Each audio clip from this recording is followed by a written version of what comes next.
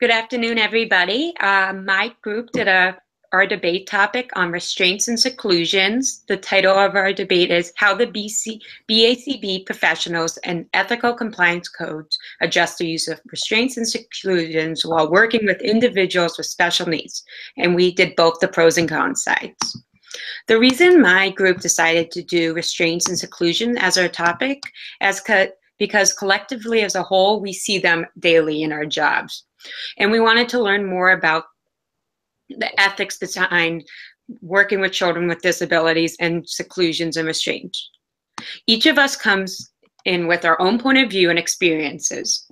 However, as a group, we learned about the BACB board, how the BACB board reviews them, and what is and is not ethical.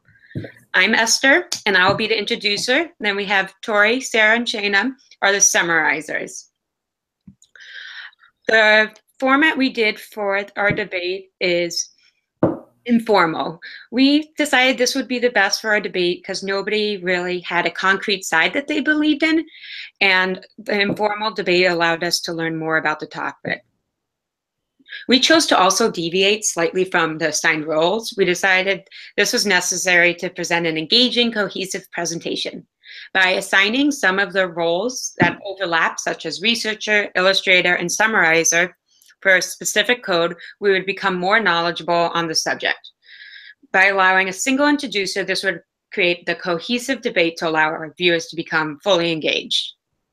So I'm going to start off by giving a little bit of the history of the Disability Act and seclusions and restraints. So many laws have been put in place in regards to students with disability. However, there's no actual federal law that prohibits it. In 2004, the IDEA, Individuals with Disabilities Education Improvement Act, was put into place. It stated that students should be in the least restrictive environment possible and everybody had a right to free and appropriate education.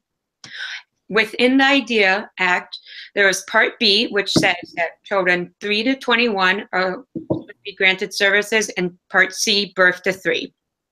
Currently, over 6.5 million children are using IDEA. Congress stated, disability is a natural part of the human experience and in no way diminishes the right of individuals to participate in or contribute to society. Improving educational results with children with disabilities is an essential element of our national policy to ensure equality of opportunity, full participation, and independent living. I'm next going to go into an overview as our presentation as a whole. We're going to go over the pro and con side, as I stated, and why we believe each side has its reasons. The compliance codes that we will go over on the next slide are sometimes overlapped. This is because depending on the BCBA, they can all be interpreted differently. We will go into further detail about which compliance codes we go over. Next, I want to give you guys a little bit of background on the Indiana Code 2020-4013. We decided to do Indiana as kind of the home since that's where Ball State is located. In 2013, a commission, 9 members of parents, representatives, and student advocacy organizations decided to create a group. All schools, and it said that all schools are required to implement or adopt a plan on the limited use of both seclusion and restraints. And they must meet the minimum requirement that's stated in the Indiana Code. The minimum requirement has 8 different things. Child must be treated with dignity, consistent with IEP and behavior plan. It must have a prevention, last resort, short-term documentation, reported to guardian, and training. I'm going to go over a little bit more of each of these 8 points. The children's right must be always taken into consideration first. The school also must promote and teach good behaviors for the student, leading them to not always need to do restraints and seclusion. The second point, there must be a legal document with legal documentation within the IEP or behavior intervention plan of what should be done. This allows staff to being consistent and have the right documentation to support their reasoning. The student should always try to be prevented from needing restraint or seclusion. And positive reinforcement and de-escalation techniques should always be used. Last resort. This one's pretty self-explanatory, but restraints and seclusion should always be used as the last resort with students. Short term. Use of seclusion or restraint may only be used for a short period of time and shall be discontinued as soon as the imminent risk of injury to self or others has passed. Every instance in which a seclusion, which leads me into the next point, which every instance where seclusion or restraint has been done must be documented properly. This allows for, again, the next point, parents and guardians to be able to have an understanding of why seclusion or restraint happened. There also must be adequate training for staff who are involved in restraints and seclusions. We'll now go on to explain Compliance Code 1.02 and boundaries of competence. So we're going to first start with this debate, talking about those that are implementing the restraint. Those who usually implement restraints are usually the staff or personnel that are working directly with the individual that has dangerous behaviors. So boundaries of competence states all behavior analysts providing services teach and construct research only within the boundaries of competence defined as being commensurate with their education, training, and supervised experience. Even though behavior analysts are usually not the ones implementing restraints, the same expectation holds for those that are implementing restraints. As Esther mentioned earlier, training is a key component when teaching individuals how to go about this situation. So those implementing restraints and seclusion are required initial training and reoccurring training that usually occurs on an annual basis. These individuals are trained on different types of restraints, how to implement them safely, and less intrusive restraints. Training should occur annually as well as needed for those individuals. Incidents of restraint should also be reported to ensure the safety and fidelity of the restraint procedure. And retraining should occur if there's any unsafe restraints or unwarranted restraints. And if they continue, then a discussion about termination should occur. Restraints are not taught as a standalone technique. Indiana, as well as other states, require staff to be trained on positive support and behavior intervention techniques, conflict de-escalation techniques, the safe use of seclusion and restraints, as well as debriefing practices and procedures. Restraint should never be jumped to without trying less intrusive measures, and it should never be the only tool that these staff and other employees are able to use. It should, as mentioned earlier, it is a last resort.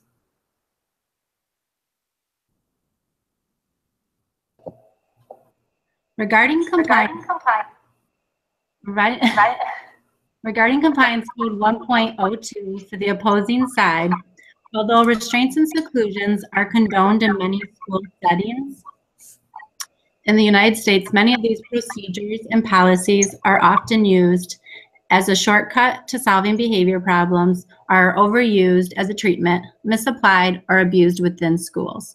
Schools that resort to restraints and seclusions are high at risk for these resorts for procedural misapplication and abuse. Records indicate that the inappropriate use of these procedures were used as treatment for behaviors that were not even placing students or others at risk or harm or even injury. Here's just a quick snapshot of the varying guidelines across the different states. This variability continues to contribute to the different problems with restraints and seclusion procedures, of the misuse and putting those schools at higher risk of implementing procedures poorly.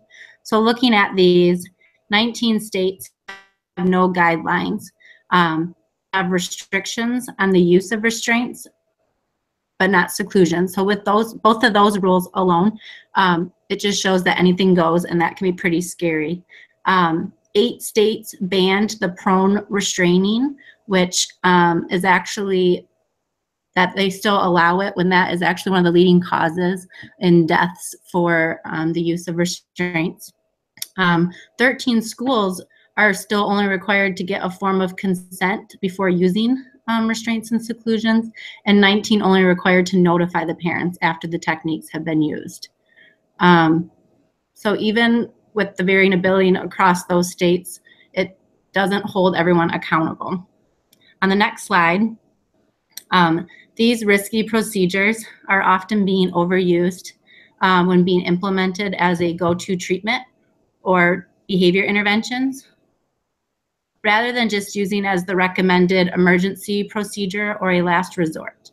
The purpose of crisis management training is to utilize these strategies and techniques in identifying any triggers and using de-escalation strategies to prevent situations leading to a crisis. On the next slide, many educators who work with students who exhibit challenging behaviors receive training in crisis management in these programs, and they tend to apply these risky procedures to control challenging behaviors because they feel that they have been properly trained. However, they lack knowledge and skills in implementing more effective intervention strategies to use even before the behaviors escalate to the point of an emergency or real threat to anyone's safety. During crisis situations, records have reflected, even with the trained staff, the misuse of proper holds, restraints, gaining a team approach, and lack of monitoring and supervision of the students' well-being. Furthermore, more students with behavioral disorders and disabilities move out of special programs and into the general education classrooms with restraints and seclusion plans following those students. As a result of this movement, these general education teachers in the classrooms have limited to no training or experience with employing physical restraint procedures to handle these severe behaviors. Situations like this put the school's liability at risk, along with the safety of all involved. Next, we will talk about Compliance Code 2.0 and 2.02. First, accepting clients. Behavior analysts accept clients only those who request services commensurate with the behavior analyst's education, training, experience, available resources, and organizational policy. And to do with responsibility to client, overall, behavior analysts have a responsibility to operate in the best interest of client. So regarding restraints and seclusion, this opens up ways or more opportunities with accepting clients and also keeps clients and others safe. As for physical restraints, clients that exhibit dangerous behavior such as extreme property destruction, self-interest behavior, physical aggression, physical assault, and other dangerous behaviors have limited options, especially in a less intrusive environment such as a community-based setting. They otherwise would be in more intrusive environments or have more harmful or intrusive techniques. Other places could be a state hospital where they would be heavily medicated and have a low quality of life. Other treatments would result as electric shock or other aversive punishments. The use of restraints allow more clients with severe and dangerous behavior to receive services and allows them more opportunities to professionals.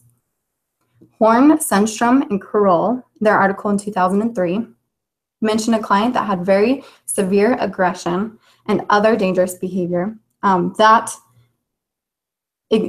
he ended up in a forensic ward in hospital because of these behaviors. With this client, he regularly had to be restrained in seclusion due to the danger that he imposed upon him and other individuals around him. This article has 2 behavior analysts that work with him, and they use behavior intervention techniques to reduce his problem behaviors.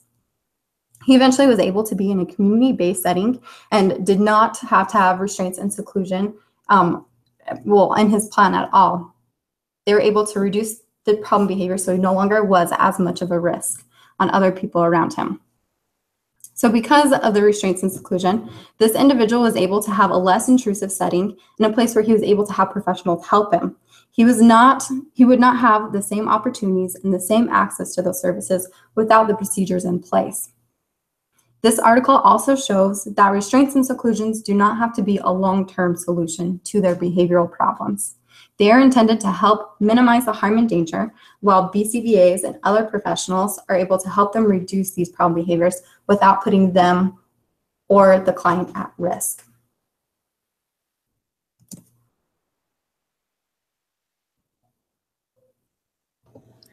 Next, Gina will talk about the other side. While addressing the compliance 2.0 responsibility for the opposing side, I will also discuss the relevance of Compliance Code 4.09, which regarding least restrictive procedures, which states behavior analysis, review and appraise the restrictiveness of procedures, and always recommends the least restrictive procedures likely to be effective.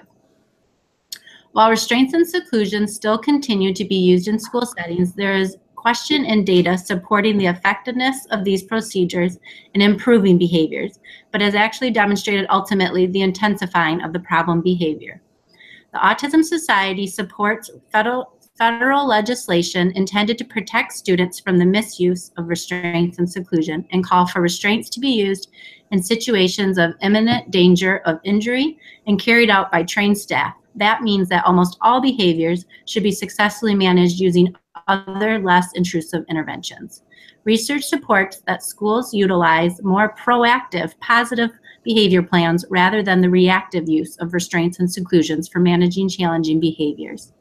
Some of these alternative intervention strategies include comprehensive assessments, which helps guide the design of identifying the support intensity needed for the student. These include school-wide behavior intervention and support, functional behavior assessments.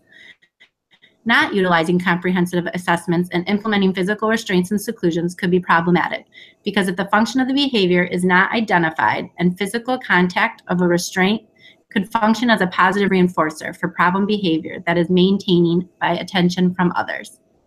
Another example is a restraint might result in escape or avoidance of aversive events and due to its incompatibility with most academic tasks.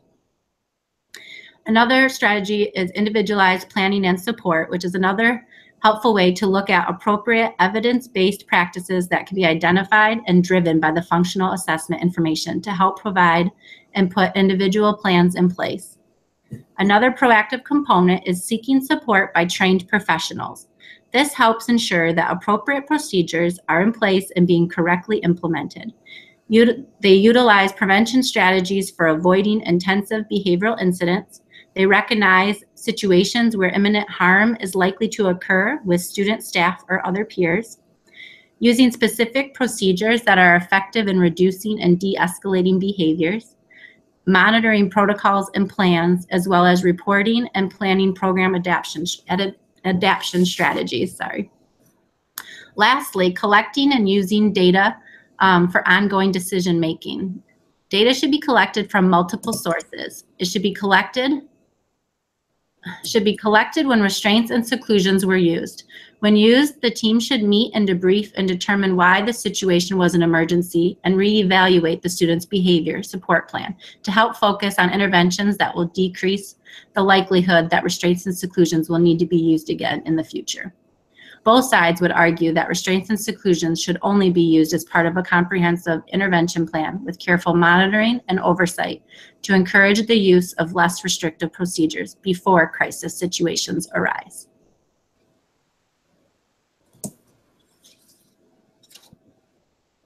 I'm going to now look at how I believe that the Compliance Code 4.09 and least restrictive uses can actually be supported by the use of restraints and seclusions. Extreme behaviors can reduce the likelihood of individuals being brought into community situations. So the severity of behavior may have self-imposed seclusion thrust on them by their guardians. These situations can be helped out by the use of a common mechanical restraint that is often employed to increase community opportunities, which is a simple bus harness. When properly used, it allows for community access and safety for the individual and those around him or her. By having organizations that allow for trained staff to implement needed and monitored restraint or seclusion procedures during treatment may allow more interaction with peers, family members, and the community. Restraint can be another level of least restrictive. Just like having an aid for community safety or being in a self-contained classroom can still allow access to LRE. Schools that can safely and ethically implement behavior change programs that include restraint and seclusion under the supervision of a trained BCBA will be less likely to expel or seek outside placement for a child. This will reduce the likelihood of a student being removed from his community and peers they have a history with. These all help maintain least restrictive environment. Continuing on to Compliance Code 4.08. In my research, while pro-restraint and seclusion research is limited, I did find some studies that point out a positive aspect of using reinforcement with restraint or seclusion. As behavior analysts, we need to look at what is reinforcing the behavior while we look to teach appropriate alternative behaviors. Due to the severity of the behavior, you may need to reduce the likelihood of harm before replacing it. I'm going to break Compliance Code 4.08 into a few different sections. First, by looking at our next slide, focusing on sections A and B. Punishment and aversive procedures, including restraint and seclusion, should never be the initial recommendation and should never stand alone in treatment, but may be necessary. Most pro-research on the use of restraints and seclusion is in regard to self-injurious behaviors that are reinforced by automatic response. Looking at behaviors that cause an automatic response, blocking, or another form of restraint that would reduce the likelihood for the behavior may be required while reinforcing the replacement behavior. This would reduce the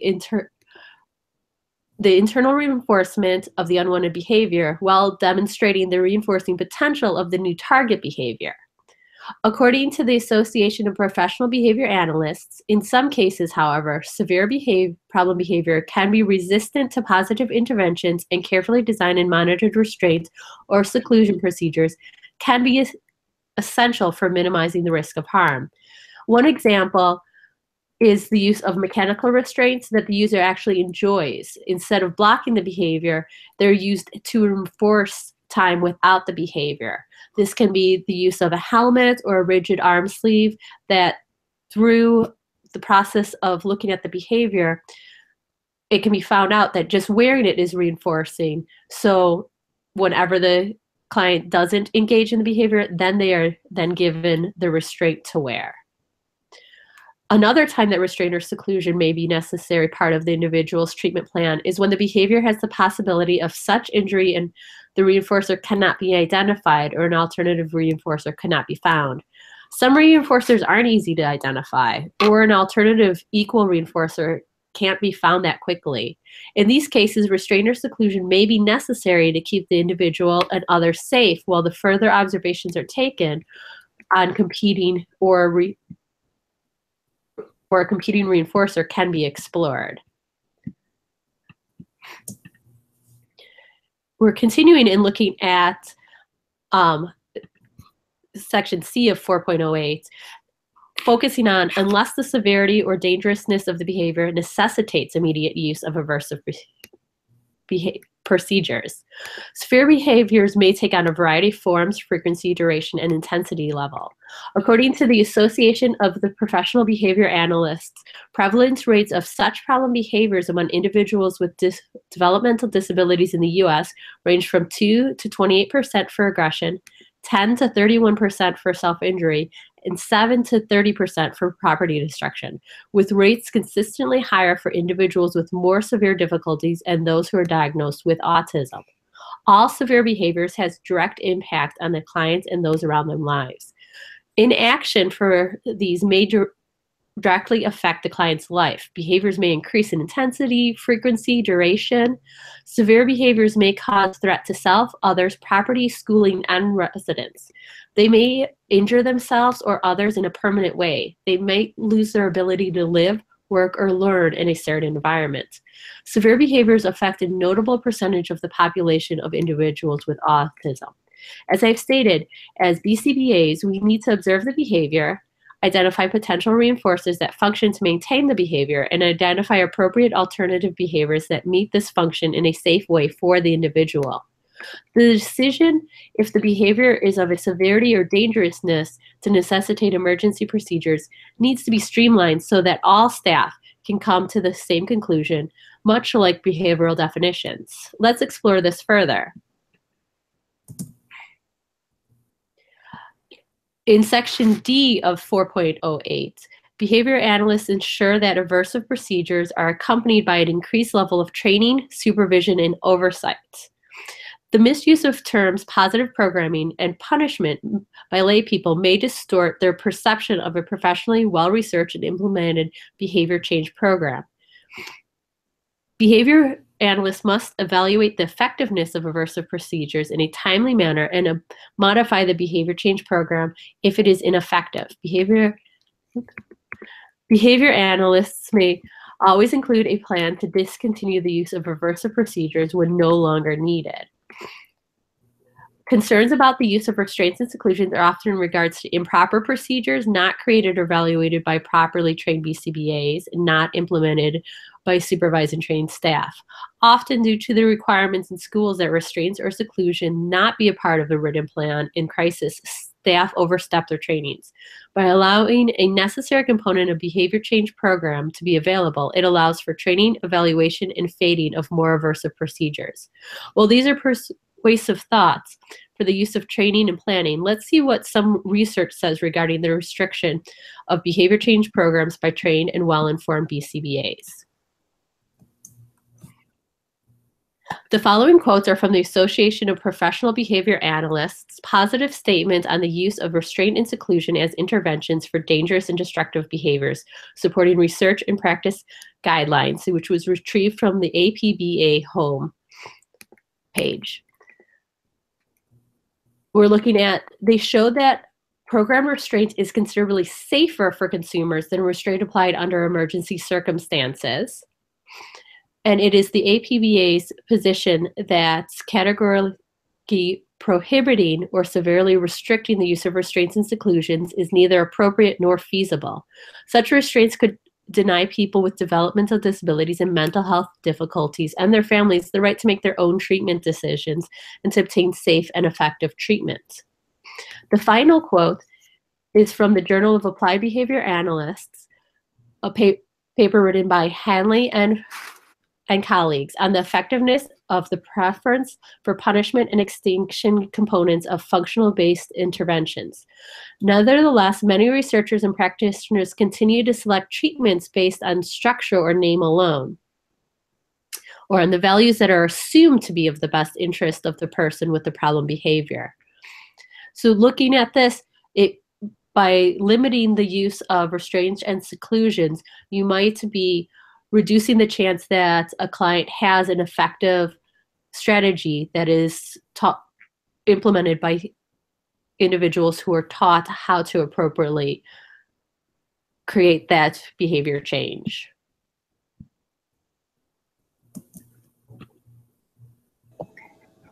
With reference to Compliance Code 4.08 for the opposing side, there is a primary concern that these procedures can cause psychological damage, physical injury, or even death to individuals. The United States Government Accountability Office, also known as the GAO, reported in 2000 of school children suffering seriously bodily injury or even death. They found hundreds of cases alleging abuse and death related to the use of restraints and seclusion on school-aged children. Furthermore, that these cases, use of these techniques were often in cases where the children were not being physically aggressive. The Child Welfare League of America estimated that between 8 and 10 children die each year in the United States due to these procedures, and numerous others suffer injuries ranging from broken bones and bites. However, the exact number is hard to determine due to lack of consistent reporting required by the different state laws. The leading cause of death due to physical restraints is caused by asphyxiation, aspiration, and cardiac arrest. With regards to seclusion, there is lack of information regarding the environments of these rooms and whether or not they meet any commonly accepted safety standards. Students who have been secluded for long periods of time and in environments that lack ventilation, heating or cooling, and adequate lighting. In addition, students in seclusion have been denied access to toilets, food, or water while in these environments. The National Disability Rights Network in 2009 reported a variety of abuse from seclusion, including physical injuries, significant psychological trauma, suicide, electrocution, self-injury, cutting, pounding, and headbanging. Keep in mind that seclusion may cause less physical harm to a child. It has been documented to subject the student to greater emotional harm, which for some students has even led to suicide. Students who are forced into seclusion may suffer more psychological harm than those who are restrained due to expressing a variety of emotional states: anger, anxiety, depression, abandonment, and loneliness, to just name a few. The next compliance code that we will look at is 2.05, which is the rights and prerogatives of clients. It states that the rights of clients are paramount, and behavior analysis support the client's legal rights and prerogatives. The Autism National Committee opposes using physical restraints and seclusions at any time, viewing these procedures as restricting the civil and human rights of people with disabilities and arguing that the use of physical restraints is a failure in treatment. Evidence clearly indicates that most schools' disciplinary procedures are disproportionately applied to minority students, students with disabilities. According to the civil rights data in 2016, more than 100,000 students were placed in seclusion or involuntary confinement, or were physically restrained at schools to immobilize them or reduce their ability to move freely, including almost 69,000 students with disabilities who are served under IDEA. Looking at the diagram on the next slide, it creates a nice visual to reflect the disproportionate use of these restraints being used with students with disabilities served under IDEA. On the left-hand side, the students represent in the green show students enrolled, and 12% are students with disabilities of the student population. And on the right-hand side, you can see that they're at a higher rate being subjected to physical restraint at 75% than those without disabilities. The next slide similarly just reflects the same thing, that this 12% represents students with disabilities in the student population. And again, the right-hand side is how many students with disabilities are subjected to seclusion. Recent data from the U.S. Department of Education also demonstrates the disproportionate use of restraints and seclusions with students who belong to certain minority groups. American Indian, Alaska Native, and multiracial boys represent 2% of all students, but 5% are subjected to restraints and seclusions. Equally important, African American and Caucasian boys represent 8 and 26% of the student population, but show that they are at a higher risk of 18 and 43% being subjected to restraints and seclusions. Wrestling and colleagues report that students with disabilities who exhibit some form of challenging behavior were subjected to restraints and seclusions and other adversive procedures. The National Disabilities Rights Network documented incidents from all 50 states indicating that students with disabilities were being abused, pinned to the floor for hours at a time, handcuffed, locked in closets, or subjected to other traumatizing acts of violence. The data also shows that these students with disabilities who are most often being restrained in response are likely to be between the ages of 6 and 10 years old with autism spectrum disorder, emotional or behavior disorder.